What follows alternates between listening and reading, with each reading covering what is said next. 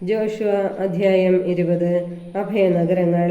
കർത്താവ് ജോഷുവയോട് അരുളി ചെയ്തു, ഇസ്രായേൽ ജനത്തോട് പറയുക, ഞാൻ മോശയോട് കൽപ്പിച്ചതുപോലെ സങ്കേത നഗരങ്ങൾ നിർമ്മിക്കുവിൻ. ആരെങ്കിലും അബദ്ധവശാൽ ആരെയെങ്കിലും കൊല്ലാൻ ഇടയായാൽ അവന് അഭയം തേടാൻ വേണ്ടിയാണിത്. രക്തത്തിന് പ്രതികാരം ചെയ്യുന്നവനിൽ നിന്ന് രക്ഷപ്പെടാനുള്ള സങ്കേതമായിരിക്കും അവ. കുറ്റക്കാരൻ ഇവയിൽ ഏതെങ്കിലും നഗരത്തിലേക്ക് ഓടി കവാടത്തിൽ നിന്ന് അവിടുത്തെ ശ്രേഷ്ഠന്മാരോട് തന്റെ കാര്യം വിവരിച്ചു പറയണം. അപ്പോൾ അവർ അവന് വസിക്കാൻ പട്ടണത്തിൽ ഒരു സ്ഥലം നൽകണം. അവൻ അവരോടുകൂടെ വസിക്കട്ടെ. രക്തത്തിന് പ്രതികാരം ചെയ്യുന്നവൻ പിന്തുടർന്നു വന്നാൽ അവർ അഭയാർത്ഥിയെ അവന്റെ കൈകളിൽ ഏൽപ്പിക്കരുത്. മുൻ ശത്രുതയില്ലാതെ അബദ്ധത്തിലാണല്ലോ അവൻ വധം നടത്തിയത്. പ്രധാന പുരോഹിതൻ മരിക്കുന്നതുവരെയോ താൻ സമൂഹ സമക്ഷം വിധിക്കപ്പെടുന്നതുവരെയോ അവൻ ആ പട്ടണത്തിൽ താമസിക്കട്ടെ. അതിനുശേഷം അവൻ സ്വന്തം പട്ടണത്തിലേക്കും സ്വന്തം ഭവനത്തിലേക്കും തിരിച്ചു പോകട്ടെ. നഫ്താലിയുടെ മലമ്പ്രദേശത്തുള്ള ഗലീലിയിലെ കേദേശ്, എഫ്രായിം മലമ്പ്രദേശത്തുള്ള ഷെക്കേം, യൂദായിലെ മലമ്പ്രദേശത്തുള്ള കിരിയാത്ത് അർബ, ഹെബ്രോൺ എന്നീ പട്ടണങ്ങൾ അവർ അഭയനഗരങ്ങളാക്കി. ജെറിക്കോയ്ക്ക് കിഴക്ക് ജോർദാന് മറുകരയിൽ റൂബൻ ഗോത്രക്കാർക്ക് അവകാശമായി ലഭിച്ച സമതലത്തിലെ ബേസറും ഗാദ് ഗോത്രക്കാർക്ക് ലഭിച്ച ഗിലെയാദിലെ റാമോത്തും മനാസെ ഗോത്രത്തിന്റെ അവകാശമായ ബാഷാനിലെ ഗോലാനും അവർ തിരഞ്ഞെടുത്തു. അബദ്ധവശാൽ ആരെങ്കിലും ഒരാളെ കൊന്നാൽ ഓടി രക്ഷപ്പെടുന്നതിനും സമൂഹ സമക്ഷം വിചാരണ ചെയ്യുന്നതുവരെ രക്തപ്രതികാരകന്റെ കരങ്ങളിൽ വധിക്കപ്പെടാതിരിക്കുന്നതിനും വേണ്ടി ഇസ്രായേൽ ജനത്തിനും അവരുടെ ഇടയിൽ വസിക്കുന്ന പരദേശികൾക്കുമായി നീക്കിവച്ച പട്ടണങ്ങളാണിവ. ജോഷുവ അധ്യായം 21. ലേവ്യരുടെ പട്ടണങ്ങൾ. കാനാൻ ദേശത്ത് ഷീലോയിൽ വെച്ച് ലേവ്യരുടെ കുടുംബത്തലവന്മാർ എലയാസറിന്റെയും നൂനിന്റെ മകൻ ജോഷുവയുടെയും ഇസ്രായേൽ ഗോത്രങ്ങളുടെ കുടുംബത്തലവന്മാരുടെയും അടുത്തു വന്നു. അവർ പറഞ്ഞു, ഞങ്ങൾക്ക് താമസിക്കാൻ പട്ടണങ്ങളും ഞങ്ങളുടെ കന്നുകാലികൾക്ക് മേച്ചിൽ സ്ഥലങ്ങളും തരണമെന്ന് കർത്താവ് മോശ വഴി അരുളി ചെയ്തിട്ടുണ്ട്. കർത്താവിന്റെ കൽപ്പനയനുസരിച്ച് ഇസ്രായേൽ തങ്ങളുടെ അവകാശങ്ങളിൽ നിന്ന് താഴെ പറയുന്ന പട്ടണങ്ങളും മേച്ചിൽ സ്ഥലങ്ങളും ലേവ്യർക്ക് കൊടുത്തു. കൊഹാത്ത് കുടുംബങ്ങൾക്ക് വേണ്ടി നറുക്കിട്ടു. അതനുസരിച്ച് പുരോഹിതനായ അഹറോന്റെ സന്തതികൾക്ക് യൂദായുടെയും ബെഞ്ചമിന്റെയും ശിമയോന്റെയും ഗോത്രങ്ങളിൽ നിന്ന് 13 നഗരങ്ങൾ ലഭിച്ചു. ശേഷിച്ച കൊഹാത്യർക്ക് എഫ്രായിമിന്റെ ഗോത്രത്തിൽ നിന്നും മനാസയുടെ അർദ്ധഗോത്രത്തിൽ നിന്നും 10 പട്ടണങ്ങൾ നറുക്കനുസരിച്ച് ലഭിച്ചു. ഗർശോൻ കുടുംബങ്ങൾക്ക് ഇസാക്കർ, ആഷേർ, നഫ്താലി എന്നീ ഗോത്രങ്ങളിൽ നിന്നും ബാഷാനിൽ മനാസയുടെ അർദ്ധഗോത്രത്തിൽ നിന്നും 13 പട്ടണങ്ങൾ നറുക്കനുസരിച്ച് ലഭിച്ചു. മെറാറി കുടുംബങ്ങൾക്ക് റൂബന്റെയും ഗാദിന്റെയും സെബലൂണിന്റെയും ഗോത്രങ്ങളിൽ നിന്ന് 12 പട്ടണങ്ങൾ ലഭിച്ചു. കർത്താവ് മോശ വഴി കൽപ്പിച്ചതനുസരിച്ച് ഇസ്രായേൽ ജനം ഈ പട്ടണങ്ങളും അവയുടെ മേച്ചിൽ സ്ഥലങ്ങളും നറുക്കിട്ട് ലേവ്യർക്ക് കൊടുത്തു. യൂദായുടെയും ശിമയോന്റെയും ഗോത്രങ്ങളിൽ നിന്ന് താഴെ പറയുന്ന പട്ടണങ്ങൾ അവർക്ക് കൊടുത്തു. അവ ലേവ്യ ഗോത്രത്തിൽപ്പെട്ട കൊഹാത്ത് കുടുംബങ്ങളിൽ ഒന്നായ അഹറോന്റെ സന്തതികൾക്കാണ് കിട്ടിയത്. അവർക്കാണ് ആദ്യത്തെ നറുക്ക് വീണത്.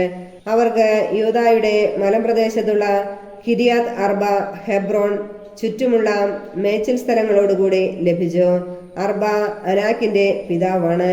എന്നാൽ പട്ടണത്തിലെ വയലുകളും അതിന്റെ ഗ്രാമങ്ങളും യെഫുന്നയുടെ മകനായ കാലെബിനാണ് അവകാശമായി കൊടുത്തത്. പുരോഹിതനായ അഹറോന്റെ സന്തതികൾക്ക് കൊടുത്ത സ്ഥലങ്ങൾ താഴെ പറയുന്നവയാണ്: അഭയനഗരമായ ഹെബ്രോൺ, ലിബ്ന, യത്തിർ, എഷ്തെമോവ, ഹേലോൺ, ദബീർ, ആയിൻ, യൂത്ത, ബെത്ഷെമെഷ് എന്നീ പട്ടണങ്ങളും അവയുടെ മേച്ചിൽ സ്ഥലങ്ങളും.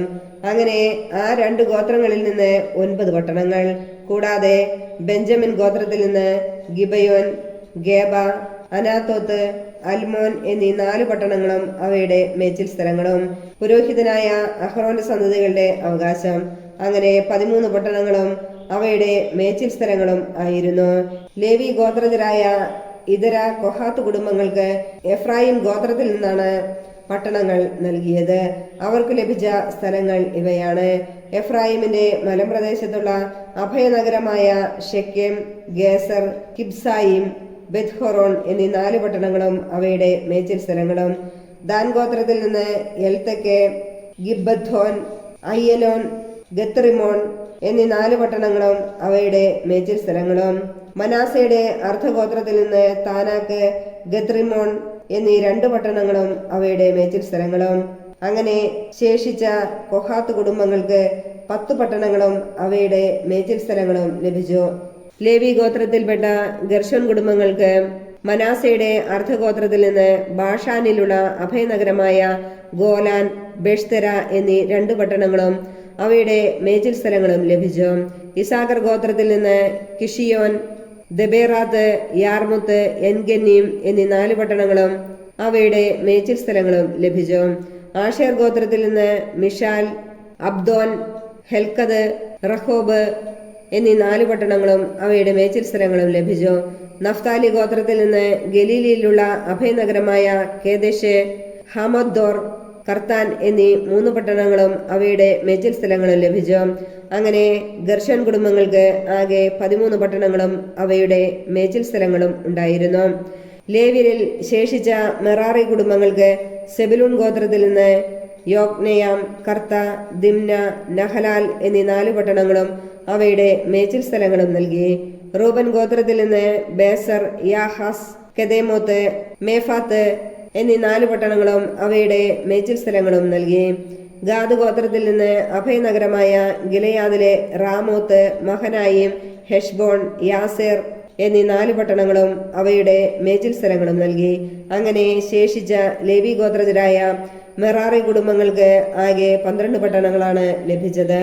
ഇസ്രായേൽ ജനത്തിന്റെ അവകാശഭൂമിയിൽ ലേവ്യർക്ക് 48 പട്ടണങ്ങളും അവയുടെ മേച്ചിൽ സ്ഥലങ്ങളും ആണ് ഉണ്ടായിരുന്നത്.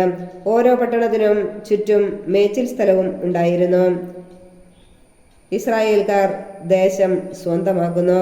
ഇസ്രായേലിന് നൽകുമെന്ന് പിതാക്കന്മാരോട് കർത്താവ് വാഗ്ദാനം ചെയ്ത ദേശം അങ്ങനെ അവർക്ക് നൽകി. അവർ അത് കൈവശമാക്കി അവിടെ വാസമുറപ്പിച്ചു. കർത്താവ് അവരുടെ പിതാക്കന്മാരോട് വാഗ്ദാനം ചെയ്തിരുന്നത് പോലെ എല്ലാ അതിർത്തികളിലും അവർക്ക് സ്വസ്ഥത നൽകി. ശത്രുക്കളിൽ ആർക്കും അവരെ എതിർക്കാൻ സാധിച്ചില്ല. കാരണം എല്ലാ ശത്രുക്കളെയും കർത്താവ് അവരുടെ കൈകളിൽ ഏൽപ്പിച്ചു കൊടുത്തു. ഇസ്രായേൽ ഭവനത്തോട് കർത്താവ് ചെയ്ത വാഗ്ദാനങ്ങൾ ഒന്നൊഴിയാതെ എല്ലാം നിറവേറി. ജോഷുവ അധ്യായം 22. കിഴക്കൻ ഗോത്രങ്ങൾ മടങ്ങുന്നു. റൂബൻ, ഗാദ് ഗോത്രങ്ങളെയും മനാസയുടെ അർദ്ധഗോത്രത്തെയും ജോഷുവ വിളിച്ചുകൂട്ടി. അവൻ അവരോട് പറഞ്ഞു, കർത്താവിന്റെ ദാസനായ മോശ നിങ്ങളോട് കൽപ്പിച്ചതെല്ലാം നിങ്ങൾ അനുസരിച്ചു. എന്റെ ആജ്ഞകൾ നിങ്ങൾ അനുവർത്തിക്കുകയും ചെയ്തു. നിങ്ങളുടെ സഹോദരന്മാരെ ഇന്നുവരെ നിങ്ങൾ ഉപേക്ഷിച്ചിട്ടില്ല. നിങ്ങളുടെ ദൈവമായ കർത്താവിന്റെ കൽപ്പന അനുസരിക്കുന്നതിൽ നിങ്ങൾ ഉത്സുകരായിരുന്നു. ഇപ്പോൾ നിങ്ങളുടെ ദൈവമായ കർത്താവ് തന്റെ വാഗ്ദാനം അനുസരിച്ച് നിങ്ങളുടെ സഹോദരന്മാർക്ക് സ്വസ്ഥത നൽകിയിരിക്കുന്നു. ആകയാൽ കർത്താവിന്റെ ദാസനായ മോശ ജോർദാനക്കരെ നിങ്ങൾക്ക് അവകാശമായി നൽകിയ ദേശത്തുള്ള ഭവനങ്ങളിലേക്ക് മടങ്ങുവിൻ. നിങ്ങളുടെ ദൈവമായ കർത്താവിനെ സ്നേഹിക്കുകയും അവിടുത്തെ വഴികളിലൂടെ ചരിക്കുകയും അവിടുത്തെ പ്രമാണങ്ങൾ അനുസരിക്കുകയും അവിടുത്തോട് വിശ്വസ്തത പുലർത്തുകയും പൂർണ്ണ ഹൃദയത്തോടും പൂർണ്ണാത്മാവോടും കൂടെ അവിടുത്തെ ആരാധിക്കുകയും ചെയ്യണം എന്ന് കർത്താവിന്റെ ദാസനായ മോശ നിങ്ങൾക്ക് നൽകിയിട്ടുള്ള കൽപ്പനകളും നിയമങ്ങളും അനുസരിക്കുന്നതിൽ നിങ്ങൾ പ്രത്യേകം ശ്രദ്ധിക്കണം. ജോഷുവ അവരെ അനുഗ്രഹിച്ചയച്ചു. അവർ തങ്ങളുടെ ഭവനങ്ങളിലേക്ക് മടങ്ങി. മനാസയുടെ ഒരു അർദ്ധഗോത്രത്തിന് മോശ ബാഷാനിൽ അവകാശം നൽകിയിരുന്നു. മറ്റേ അർദ്ധഗോത്രത്തിന് ജോർദാന്റെ പടിഞ്ഞാറേ ഭാഗത്ത് അവരുടെ സഹോദരന്മാരുടെ അവകാശ ഭൂമിയോട് ചേർന്ന് ജോഷുവ ഓഹരി കൊടുത്തു. അവർ അവരെ അനുഗ്രഹിച്ച് സ്വഭവനങ്ങളിലേക്ക് അയച്ചു. അവൻ പറഞ്ഞു, വളരെയധികം കന്നുകാലികൾ, വെള്ളി, സ്വർണം, പിച്ചള, ഇരുമ്പ്, വസ്ത്രങ്ങൾ എന്നിവയോടുകൂടി സമ്പന്നരായി നിങ്ങളുടെ ഭവനങ്ങളിലേക്ക് മടങ്ങിപ്പോകുവിൻ. ശത്രുക്കളിൽ നിന്ന് ലഭിച്ച കൊള്ളവസ്തുക്കൾ സഹോദരന്മാരുമായി പങ്കുവയ്ക്കുവിൻ.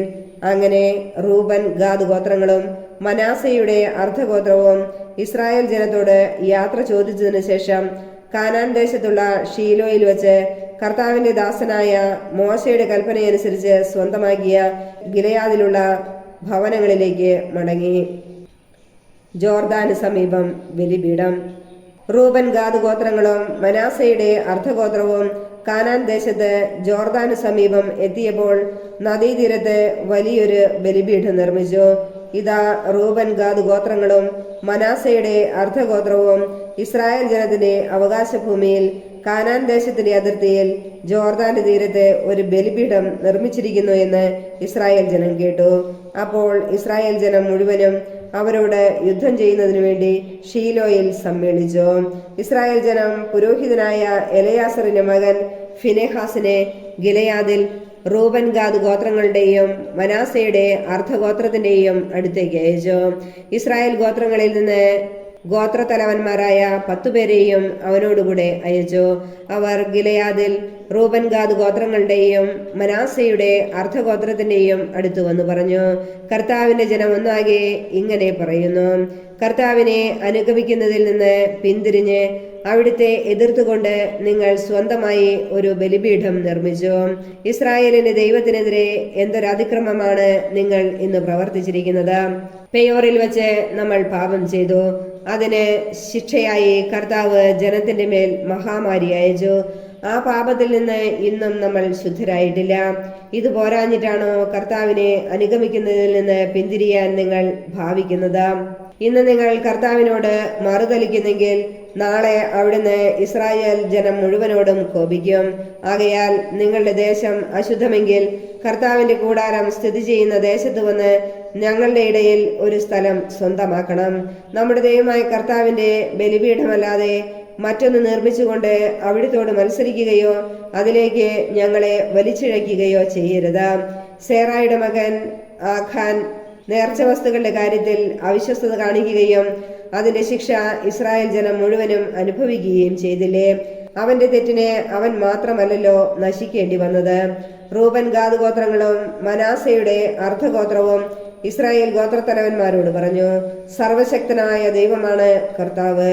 അതെ, സർവശക്തനായ ദൈവം തന്നെ കർത്താവ്. അവിടുന്ന് ഇതറിയുന്നു, ഇസ്രായേലും അറിയട്ടെ. കർത്താവിനോടുള്ള മാത്സര്യത്താലോ അവിശ്വസ്തതയാലോ അവിടുത്തെ അനുഗമിക്കുന്നതിൽ നിന്ന് പിന്തിരിയുന്നതിനു വേണ്ടിയാണ് ബലിപീഠം പണിതതെങ്കിൽ അവിടുന്ന് ഞങ്ങളെ ശിക്ഷിക്കട്ടെ. ഞങ്ങൾ അതിന്മേൽ ദഹനബലി, ധാന്യബലി, സമാധാന ബലി എന്നിവ അർപ്പിക്കുന്നെങ്കിൽ അവിടുന്ന് തന്നെ ഞങ്ങളോട് പ്രതികാരം ചെയ്യട്ടെ. ഭാവിയിൽ നിങ്ങളുടെ മക്കൾ ഞങ്ങളുടെ മക്കളോട് ഇസ്രായേലിന്റെ ദൈവമായ കർത്താവുമായി നിങ്ങൾക്ക് എന്ത് ബന്ധമാണുള്ളത്? നിങ്ങൾക്കും ഞങ്ങൾക്കും ഇടയിൽ അതിർത്തിയായി കർത്താവ് ജോർദാനെ നിശ്ചയിച്ചിരിക്കുന്നു. റൂബൻ ഗാദ് ഗോത്രക്കാരായ നിങ്ങൾക്ക് കർത്താവിൽ അവകാശമില്ല എന്ന് പറഞ്ഞ് കർത്താവിനെ ആരാധിക്കുന്നതിൽ നിന്ന് അവരെ അകറ്റും എന്ന് ഭയന്നാണ് ഞങ്ങൾ ഇത് ചെയ്തത്. അതുകൊണ്ട് ഒരു ബലിപീഠം നിർമ്മിക്കാൻ ഞങ്ങൾ തീരുമാനിച്ചു. ദഹനബലിയോ ഇതര ബലിയോ അർപ്പിക്കുന്നതിനല്ല, അത് പ്രത്യുത ഞങ്ങൾക്കും നിങ്ങൾക്കും മധ്യേ നമ്മുടെ പിൻതലമുറകൾക്കിടയിൽ ഒരു സാക്ഷ്യമായാണ് അത് നിർമ്മിച്ചത്. കർത്താവിന്റെ സന്നിധിയിൽ ഞങ്ങൾ ദഹനബലിയും സമാധാന ബലിയും മറ്റു ബലികളും അർപ്പിക്കുന്നത് ഭാവിയിൽ നിങ്ങളുടെ മക്കൾ ഞങ്ങളുടെ മക്കളോട് കർത്താവിൽ നിങ്ങൾക്ക് ഓഹരിയില്ല എന്ന് പറയാതിരിക്കാൻ വേണ്ടിയാണ്.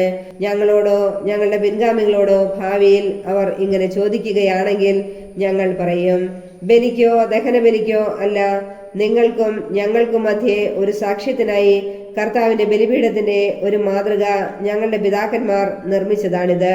കർത്താവിന്റെ കൂടാരത്തിന്റെ മുമ്പിലുള്ള ബലിപീഠമല്ലാതെ ദഹനബലിക്കോ ധാന്യബലിക്കോ ഇതര ബലികൾക്കോ വേണ്ടി മറ്റൊരു ബലിപീഠമുണ്ടാക്കി കർത്താവിനെതിരെ മത്സരിക്കുകയും അവിടുത്തെ മാർഗങ്ങളിൽ നിന്ന് വ്യതിചലിക്കുകയും ചെയ്യാൻ ഞങ്ങൾക്ക് ഇടവരാതിരിക്കട്ടെ.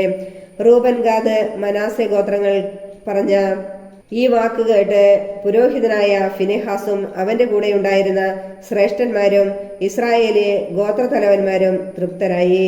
പുരോഹിതനായ എലയാസറിന്റെ മകൻ ഫിനെഹാസ് അവരോട് പറഞ്ഞു, കർത്താവ് നമ്മുടെ മധ്യത്തിലുണ്ടെന്ന് ഇന്ന് ഞങ്ങൾ അറിയുന്നു. എന്തെന്നാൽ നിങ്ങൾ കർത്താവിനെതിരെ അകൃത്യം ചെയ്തില്ല. നിങ്ങൾ ഇസ്രായേൽ ജനത്തെ കർത്താവിന്റെ കോപത്തിൽ നിന്ന് രക്ഷിച്ചിരിക്കുന്നു. പുരോഹിതനായ എലയാസറിന്റെ മകൻ ഫിനെഹാസും സമൂഹ നേതാക്കളും ഗിലെയാദിൽ റൂബൻ ഗാദ് ഗോത്രങ്ങളുടെ അടുക്കൽ നിന്ന് കാനാൻ ദേശത്ത് തിരിച്ചു വന്ന് ഇസ്രായേൽ ജനത്തെ വിവരമറിയിച്ചു. ഈ വാർത്ത ഇസ്രായേലിനെ സന്തോഷിപ്പിച്ചു. റൂബൻ ഗാദ് ഗോത്രങ്ങൾ വസിക്കുന്ന നാട് നശിപ്പിക്കാൻ യുദ്ധം ചെയ്യുന്നതിനെക്കുറിച്ച് അവർ പിന്നീട് സംസാരിച്ചില്ല. അവർ ദൈവത്തെ സ്തുതിച്ചു. കർത്താവാണ് ദൈവം എന്നതിന് ഇത് നമ്മുടെ ഇടയിൽ ഒരു സാക്ഷ്യമായിരിക്കും എന്ന് പറഞ്ഞ് റൂബൻ ഗാദ് ഗോത്രങ്ങൾ ആ ബലിപീഠത്തിന് സാക്ഷ്യം എന്ന് പേരിട്ടു. ജോഷുവ അധ്യായം 23. ജോഷുവ വിടവാങ്ങുന്നു. ചുറ്റുമുള്ള ശത്രുക്കളെയെല്ലാം കീഴടക്കി കർത്താവ് ഇസ്രായേലിന് സ്വസ്ഥത നൽകി. അങ്ങനെ ഏറെക്കാലം കഴിഞ്ഞു. ജോഷുവ വൃദ്ധനായി. അവൻ ഇസ്രായേൽ ജനത്തെയും അവരുടെ ശ്രേഷ്ഠന്മാരെയും തലവന്മാരെയും ന്യായാധിപന്മാരെയും സ്ഥാനികളെയും വിളിച്ചു വരുത്തി പറഞ്ഞു, ഞാൻ ഇതാ വൃദ്ധനായി. ജനതകളോട് നിങ്ങളുടെ ദൈവമായ കർത്താവ് എന്താണ് ചെയ്തതെന്ന് നിങ്ങൾ കണ്ടു കഴിഞ്ഞു. അവിടുന്ന് തന്നെയാണല്ലോ നിങ്ങൾക്ക് വേണ്ടി യുദ്ധം ചെയ്തത്. ജോർദാൻ മുതൽ പടിഞ്ഞാറ് മഹാസമുദ്രം വരെ ഞാൻ പിടിച്ചടക്കിയതും കീഴടങ്ങാതെ അവശേഷിക്കുന്നതുമായ എല്ലാ ദേശങ്ങളും നിങ്ങളുടെ ഗോത്രങ്ങൾക്ക് അവകാശമായി ഞാൻ വിഭജിച്ചു തന്നിരിക്കുന്നു. നിങ്ങളുടെ ദൈവമായ കർത്താവ് ശത്രുക്കളെ നിങ്ങളുടെ മുമ്പിൽ നിന്ന് നിർമ്മാർജ്ജനം ചെയ്യും. അവിടുന്ന് വാഗ്ദാനം ചെയ്തതനുസരിച്ച് അവരുടെ ദേശം നിങ്ങൾ കൈവശപ്പെടുത്തും. ആകയാൽ മോശയുടെ നിയമഗ്രന്ഥത്തിൽ എഴുതിയിരിക്കുന്നതെല്ലാം വിശ്വസ്തയോടെ അനുസരിക്കുകയും അനുഷ്ഠിക്കുകയും ചെയ്യുവിൻ. അതിൽ നിന്ന് ഇടം വലം വ്യതിചലിക്കരുത്. ഇവിടെ നിങ്ങളുടെ ഇടയിൽ അവശേഷിക്കുന്നവരുമായി കൂടിക്കലരുകയോ അവരുടെ ദേവന്മാരുടെ നാമം ഉച്ചരിക്കുകയോ അവരെ കൊണ്ട് ആണയിടുകയോ അവരെ സേവിക്കുകയോ നമസ്കരിക്കുകയോ ചെയ്യാതിരിക്കുന്നതിനും നിങ്ങൾ ഇന്നുവരെ ചെയ്തതുപോലെ നിങ്ങളുടെ ദൈവമായ കർത്താവിനോട് വിശ്വസ്തത പാലിക്കുന്നതിനും വേണ്ടിയാണ് ഇത്. പ്രബലരും ശക്തരുമായ ജനങ്ങളെ കർത്താവ് നിങ്ങളുടെ മുമ്പിൽ നിന്ന് നിർമ്മാർജ്ജനം ചെയ്തു. ഇതുവരെ ഒരുവനും നിങ്ങളോട് എതിർത്ത് നിൽക്കാൻ സാധിച്ചിട്ടില്ല. നിങ്ങളിൽ ഒരാൾ 1000 പേരെ തുരത്തുന്നു. കാരണം നിങ്ങളോട് വാഗ്ദാനം ചെയ്തിരുന്നതുപോലെ ദൈവമായ കർത്താവ് തന്നെയാണ് നിങ്ങൾക്ക് വേണ്ടി യുദ്ധം ചെയ്യുന്നത്. അതുകൊണ്ട് നിങ്ങളുടെ ദൈവമായ കർത്താവിനെ സ്നേഹിക്കുന്നതിൽ നിങ്ങൾ ഉത്സുകരായിരിക്കണം. എന്നാൽ ഇക്കാര്യം വിസ്മരിച്ച് നിങ്ങളുടെ ഇടയിൽ അവശേഷിച്ചിരിക്കുന്ന ഈ ജനങ്ങളുമായി ഇടപഴകുകയോ അവരുടെ സ്ത്രീകളെ വിവാഹം ചെയ്യുകയോ നിങ്ങളുടെ സ്ത്രീകളെ അവർക്ക് വിവാഹം ചെയ്തു കൊടുക്കുകയോ ചെയ്യുന്നെങ്കിൽ നിങ്ങളുടെ ദൈവമായ കർത്താവ് ഈ ജനങ്ങളെ നിങ്ങളുടെ ഇടയിൽ നിന്ന് മേലിൽ നിർമ്മാർജ്ജനം ചെയ്യുകയില്ലെന്ന് അറിഞ്ഞുകൊള്ളുവിൻ. നിങ്ങളുടെ ദൈവമായ കർത്താവ് നിങ്ങൾക്ക് നൽകിയിരിക്കുന്ന ഈ വിശിഷ്ട ദേശത്ത് നിന്ന് നിങ്ങൾ വിച്ഛേദിക്കപ്പെടുന്നതുവരെ അവർ നിങ്ങൾക്ക് കെണിയും കുടുക്കും മുതുകിൽ ചാട്ടയും കണ്ണിൽ മുള്ളും ആയിരിക്കും. ഇതാ സകല മർത്യരും പോകേണ്ട വഴിയെ എനിക്കും പോകാറായിരിക്കുന്നു. നിങ്ങളുടെ ദൈവമായ കർത്താവ് നിങ്ങൾക്ക് വാഗ്ദാനം ചെയ്തിട്ടുള്ള വിശിഷ്ടമായ കാര്യങ്ങളിൽ ഒന്നുപോലും സഫലമാകാതിരുന്നിട്ടില്ലെന്ന് നിങ്ങൾക്ക് പൂർണ്ണമായി അറിയാമല്ലോ. നിങ്ങൾക്ക് വേണ്ടി എല്ലാം നിറവേറി, ഒന്നും വിഫലമായിട്ടില്ല. നിങ്ങളുടെ ദൈവമായ കർത്താവ് വാഗ്ദാനങ്ങൾ നിറവേറ്റിയതുപോലെ തന്റെ ഭീഷണിയും നിറവേറ്റും. നിങ്ങൾ അവിടുത്തെ ഉടമ്പടി ലംഘിച്ച് അന്യദേവന്മാരെ സേവിച്ചാൽ അവിടുത്തെ കോപം നിങ്ങളുടെ മേൽ ജ്വലിക്കും. നിങ്ങളുടെ മേൽ സകല തിന്മകളും വരുത്തി താൻ നൽകിയ വിശിഷ്ട ദേശത്ത് നിന്ന് അവിടുന്ന് നിങ്ങളെ നിർമ്മാർജ്ജനം ചെയ്യും. ജോഷുവ അധ്യായം 24. ഷെക്കേമിലെ ഉടമ്പടി. ജോഷുവ ഇസ്രായേൽ ഗോത്രങ്ങളെ ഷെക്കേമിൽ വിളിച്ചുകൂട്ടി. അവരുടെ ശ്രേഷ്ഠന്മാരെയും തലവന്മാരെയും ന്യായാധിപന്മാരെയും സ്ഥാനികളെയും അവൻ വരുത്തി. അവർ കർത്താവിന്റെ സന്നിധിയിൽ നിന്നു. ജോഷുവ അവരോട് പറഞ്ഞു, ഇസ്രായേലിന്റെ ദൈവമായ കർത്താവ് അരുളി ചെയ്യുന്നു, അബ്രാഹത്തിന്റെയും നാഹോറിന്റെയും പിതാവായ തേരഹ് വരെയുള്ള നിങ്ങളുടെ പിതാക്കന്മാർ യൂഫ്രട്ടീസിനക്കരെ മറ്റു ദേവന്മാരെ സേവിച്ചു പോന്നു. നിങ്ങളുടെ പിതാവായ അബ്രാഹത്തെ ഞാൻ നദിയുടെ മറുകരെ നിന്ന് കൊണ്ടുവരികയും കാനാൻ ദേശത്തുകൂടെ നയിക്കുകയും അവന്റെ സന്തതികളെ വർദ്ധിപ്പിക്കുകയും ചെയ്തു. ഞാൻ അവന് ഇസഹാക്കിനെ നൽകി. ഇസഹാക്കിന് യാക്കോബിനെയും ഏസാവിനെയും കൊടുത്തു.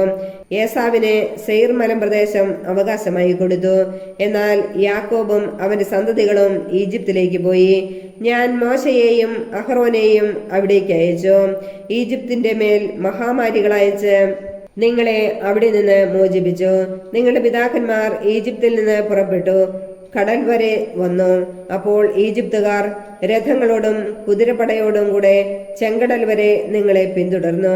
നിങ്ങൾ കർത്താവിനോട് നിലവിളിച്ചപേക്ഷിച്ചപ്പോൾ അവിടുന്ന് ഇസ്രായേലിയരുടെയും ഈജിപ്തുകാരുടെയും ഇടയിൽ അന്ധകാരം വ്യാപിപ്പിച്ചു. കടൽ അവരുടെ മേൽ ഒഴുകി. അവർ മുങ്ങി മരിക്കാൻ ഇടയായി. ഞാൻ ഈജിപ്തിനോട് ചെയ്തത് നിങ്ങൾ നേരിൽ കണ്ടതാണല്ലോ. നിങ്ങൾ വളരെ നാൾ മരുഭൂമിയിൽ വസിച്ചു. അനന്തരം ജോർദാന് മറുകരെ വസിച്ചിരുന്ന അമോര്യരുടെ നാട്ടിലേക്ക് ഞാൻ നിങ്ങളെ കൂട്ടിക്കൊണ്ടുവന്നു. അവർ നിങ്ങളോട് യുദ്ധം ചെയ്തെങ്കിലും അവരെ നിങ്ങളുടെ കൈകളിൽ ഞാൻ ഏൽപ്പിച്ചു. നിങ്ങൾ അവരുടെ ദേശം കൈവശമാക്കുകയും നിങ്ങളുടെ മുമ്പിൽ നിന്ന് ഞാൻ അവരെ നശിപ്പിക്കുകയും ചെയ്തു. അപ്പോൾ സിപ്പോറിന്റെ മകനും മോവാബ് രാജാവുമായ ബാലാക്ക് ഇസ്രായേലിനോട് യുദ്ധം ചെയ്തു. നിങ്ങളെ ശപിക്കുന്നതിന് ബയോറിന്റെ മകൻ ബാലാമിനെ അവൻ ആളയച്ചു വരുത്തി. എന്നാൽ ബാലാമിനെ ഞാൻ ശ്രവിച്ചില്ല. അതിനാൽ അവൻ നിങ്ങളെ അനുഗ്രഹിച്ചു. അങ്ങനെ ബാലാക്കിന്റെ കരങ്ങളിൽ നിന്ന് നിങ്ങളെ ഞാൻ മോചിപ്പിച്ചു. പിന്നീട് നിങ്ങൾ ജോർദാൻ കടന്ന് ജെറീക്കോയിൽ എത്തി. അപ്പോൾ ജെറീക്കോ നിവാസികൾ അമോര്യർ, പെരീസ്യർ, കാനാന്യർ, ഹിത്യർ, ഗിർഗാഷ്യർ, ഹിവ്യർ, ജബൂസ്യർ എന്നിവർ നിങ്ങൾക്കെതിരെ യുദ്ധം ചെയ്തു. എന്നാൽ ഞാൻ അവരെ നിങ്ങൾക്ക് ഏൽപ്പിച്ചു തന്നു. ഞാൻ നിങ്ങൾക്ക് മുൻപേ കടന്നലുകളെ അയച്ചു. അവ അമോര്യരുടെ 2 രാജാക്കന്മാരെ നിങ്ങളുടെ മുമ്പിൽ നിന്ന് ഓടിച്ചു. നിങ്ങളുടെ വാളിന്റെയോ വില്ലിന്റെയോ സഹായത്താലല്ല അത് സാധിച്ചത്. നിങ്ങൾ അധ്വാനിക്കാത്ത ഭൂമിയും നിങ്ങൾ പണിയാത്ത പട്ടണങ്ങളും നിങ്ങൾക്ക് ഞാൻ തന്നു. നിങ്ങൾ ഇന്നിവിടെ വസിക്കുന്നു. നിങ്ങൾ നട്ടുവളർത്താത്ത മുന്തിരിത്തോട്ടത്തിന്റെയും ഒലിവ് തോട്ടത്തിന്റെയും ഫലം നിങ്ങൾ അനുഭവിക്കുന്നു. ആകയാൽ കർത്താവിനെ ഭയപ്പെടുകയും ആത്മാർത്ഥതയോടും വിശ്വസ്തയോടും കൂടെ അവിടുത്തെ സേവിക്കുകയും ചെയ്യുവിൻ. ഈജിപ്തിലും നദിക്കക്കരെയും നിങ്ങളുടെ പിതാക്കന്മാർ സേവിച്ചിരുന്ന ദേവന്മാരെ ഉപേക്ഷിച്ച് കർത്താവിനെ സേവിക്കുവിൻ. കർത്താവിനെ സേവിക്കുന്നതിന് മനസ്സില്ലെങ്കിൽ നദിക്കക്കരെ നിങ്ങളുടെ പിതാക്കന്മാർ സേവിച്ച ദേവന്മാരെയോ നിങ്ങൾ വസിക്കുന്ന നാട്ടിലെ അമോര്യരുടെ ദേവന്മാരെയോ ആരെയാണ് സേവിക്കുക എന്ന് ഇന്ന് തന്നെ തീരുമാനിക്കുവിൻ. ഞാനും എന്റെ കുടുംബവും കർത്താവിനെ സേവിക്കും. അപ്പോൾ ജനം പ്രതിവദിച്ചു, ഞങ്ങൾ കർത്താവിനെ വിട്ട് അന്യദേവന്മാരെ സേവിക്കാൻ ഇടയാകാതിരിക്കട്ടെ. നമ്മുടെ ദൈവമായ കർത്താവാണ് നമ്മെയും നമ്മുടെ പിതാക്കന്മാരെയും അടിമത്തത്തിന്റെ ഭവനമായ ഈജിപ്തിൽ നിന്ന് കൊണ്ടുപോരുകയും നമ്മുടെ കൺമുമ്പിൽ മഹാത്ഭുതങ്ങൾ പ്രവർത്തിക്കുകയും നാം പോയ എല്ലാ വഴികളിലും കടന്നുപോയ എല്ലാ ജനതകളുടെ ഇടയിലും നമ്മെ സംരക്ഷിക്കുകയും ചെയ്തത്. ഈ ദേശത്ത് വസിച്ചിരുന്ന അമോര്യരെയും മറ്റു ജനതകളെയും നമ്മുടെ മുമ്പിൽ നിന്ന് കർത്താവ് തുരത്തി. അതിനാൽ ഞങ്ങളും കർത്താവിനെ സേവിക്കും. അവിടുന്നാണ് നമ്മുടെ ദൈവം. ജോഷുവ ജനത്തോട് പറഞ്ഞു, നിങ്ങൾക്ക് കർത്താവിനെ സേവിക്കാൻ സാധ്യമല്ല. എന്തെന്നാൽ അവിടുന്ന് പരിശുദ്ധനായ ദൈവമാണ്, അസഹിഷ്ണുവായ ദൈവം. നിങ്ങളുടെ പാപങ്ങളും അതിക്രമങ്ങളും അവിടുന്ന് ക്ഷമിക്കുകയില്ല. കർത്താവിനെ വിസ്മരിച്ച് അന്യദേവന്മാരെ സേവിച്ചാൽ അവിടുന്ന് നിങ്ങൾക്കെതിരെ തിരിയും. നന്മ ചെയ്തിരുന്ന കർത്താവ് നിങ്ങൾക്ക് തിന്മ വരുത്തുകയും നിങ്ങളെ നശിപ്പിക്കുകയും ചെയ്യും. അപ്പോൾ ജനം ജോഷുവയോട് പറഞ്ഞു, ഇല്ല, ഞങ്ങൾ കർത്താവിനെ മാത്രം സേവിക്കും. ജോഷുവ പറഞ്ഞു, കർത്താവിനെ സേവിക്കാൻ നിങ്ങൾ തീരുമാനിച്ചിരിക്കുന്നു എന്നതിന് നിങ്ങൾ തന്നെ സാക്ഷി. അവർ പറഞ്ഞു, അതെ, ഞങ്ങൾ തന്നെ സാക്ഷി. അവൻ പറഞ്ഞു, നിങ്ങളുടെ ഇടയിലുള്ള അന്യദേവന്മാരെ ഉപേക്ഷിച്ച് നിങ്ങളുടെ ഹൃദയം ഇസ്രായേലിന്റെ ദൈവമായ കർത്താവിങ്കിലേക്ക് തിരിയട്ടെ. ജനം വീണ്ടും ജോഷുവയോട് പറഞ്ഞു, ഞങ്ങളുടെ ദൈവമായ കർത്താവിനെ ഞങ്ങൾ സേവിക്കുകയും അവിടുത്തെ വാക്ക് കേൾക്കുകയും ചെയ്യും. അങ്ങനെ ശെക്കമിൽ വെച്ച് ജോഷുവ അന്ന് ജനവുമായി ഉടമ്പടി ഉണ്ടാക്കുകയും അവർക്ക് വേണ്ടി നിയമങ്ങളും ചട്ടങ്ങളും നൽകുകയും ചെയ്തു. ജോഷുവ ഈ വാക്കുകൾ കർത്താവിന്റെ നിയമഗ്രന്ഥത്തിൽ എഴുതി. അവൻ വലിയ ഒരു കല്ലെടുത്ത് കർത്താവിന്റെ കൂടാരത്തിന് സമീപത്തുള്ള ഓക്കുമരത്തിന്റെ ചുവട്ടിൽ സ്ഥാപിച്ചു. ജോഷുവ ജനത്തോട് പറഞ്ഞു, ഈ കല്ല് നമുക്ക് സാക്ഷ്യമായിരിക്കട്ടെ. കർത്താവ് നമ്മോട് അരുളി ചെയ്ത എല്ലാ വചനങ്ങളും ഇത് ശ്രവിച്ചിട്ടുണ്ട്. അതിനാൽ നിങ്ങളുടെ ദൈവത്തോട് അവിശ്വസ്തമായി വർത്തിക്കാതിരിക്കുന്നതിന് ഇത് നിങ്ങൾക്ക് സാക്ഷിയായിരിക്കട്ടെ. അനന്തരം ജോഷുവ ജനത്തെ അവരവരുടെ അവകാശ ദേശത്തേക്ക് അയച്ചു. ജോഷുവയുടെ മരണം. പിന്നീട് കർത്താവിന്റെ ദാസനും നൂനിന്റെ മകനുമായ ജോഷുവ മരിച്ചു. അപ്പോൾ അവന് 110 വയസ്സുണ്ടായിരുന്നു. അവർ അവനെ ഗാഷ് മലയുടെ വടക്ക് എഫ്രായിം മലമ്പ്രദേശത്തുള്ള അവന്റെ അവകാശ സ്ഥലമായ തിമ്നാത്ത് സേറായിൽ സംസ്കരിച്ചു. ജോഷുവയുടെ കാലത്തും അവന് ശേഷവും ജീവിച്ചിരിക്കുന്നവരും കർത്താവ് ഇസ്രായേലിന് ചെയ്ത എല്ലാ കാര്യങ്ങളും കണ്ടവരുമായ ശ്രേഷ്ഠന്മാരുടെ കാലത്തും ഇസ്രായേൽ കർത്താവിനെ സേവിച്ചു. ഈജിപ്തിൽ നിന്ന് കൊണ്ടുവന്ന ജോസഫിന്റെ അസ്ഥികൾ ഇസ്രായേൽ ജനം ഷെക്കമിൽ സംസ്കരിച്ചു. ഈ സ്ഥലം ഷെക്കമിന്റെ പിതാവായ ഹാമോറിന്റെ മക്കളിൽ നിന്ന് 100 വെള്ളി നാണയത്തിന് യാക്കോബ് വാങ്ങിയതാണ്. അത് ജോസഫിന്റെ സന്തതികൾക്ക് അവകാശമായി. അഹ്റോന്റെ മകനായ എലയാസറും മരിച്ചു. അവർ അവനെ ഗിബയായിൽ സംസ്കരിച്ചു. അത് അവന്റെ മകൻ ഫിനെഹാസിന് എഫ്രായിം മലമ്പ്രദേശത്ത് ലഭിച്ച പട്ടണമാകുന്നു.